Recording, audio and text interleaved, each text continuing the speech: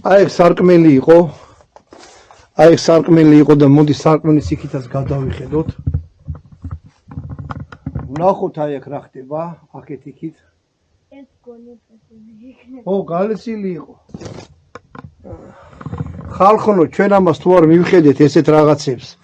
განე უფლისწყალობით რამდენმა უნდა გაუძლოს რა ქარტეხილს, რომ აი ესენი კიდე რაც შემორჩენილა რაღაცა ჩვენი ქრისტიანული აი ისინი რა ქვია სალოცავები ძველი მე არ ვიძახი კი შეიძლება ავტობუსის გაჩერებაზეც იყოს ეკლესია მაგრამ აი ახლა ინახეთ აი ესე სუროჭა ამ სამას და მოდი ფანჯრიდან გაგახედებთ ახლა გავიხედოთ იქით ამ ხარეს აი ესე აი მანდარი ეგეთი რაღაცა ისე შემოვიდეთ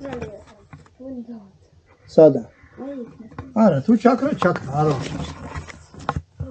ეს ადგილი ელოდება არქეოლოგებს მორწმუნე ქრისტიან ადამიანებს ვიღაცა ღვთისმსახურს აგერ ამოუტანია რკინის ჯვარი არის ეს გაკეთებული და ძალიან დიდი მადლობა ჩვენ ძმაკაცრო აი ახ ამოგვიყვანა რა ჰა ხო რავი შესაწირი მოუტანიათ ვიღაცას რა ბატონ ბადრის რო აი ესეთი უნიკალური საქართველოში კი გულდასაწყვეტია რომ ძალიან გულდასაწყვეტია რომ ის არის რა ქვია აი ესე მდგომარეობაშია მაგრამ იმედია ბატონო დავით იმ ჯიპები როდესღაც აქაც მოაღწევენ და არა უშავს მოვა ის დრო როცა კიდე ჩატარდება ის ღვთისმსახურმა კაცმა რო ჩაატარა და უღირსი მამანი რო განდევნა ეკლესიიდან და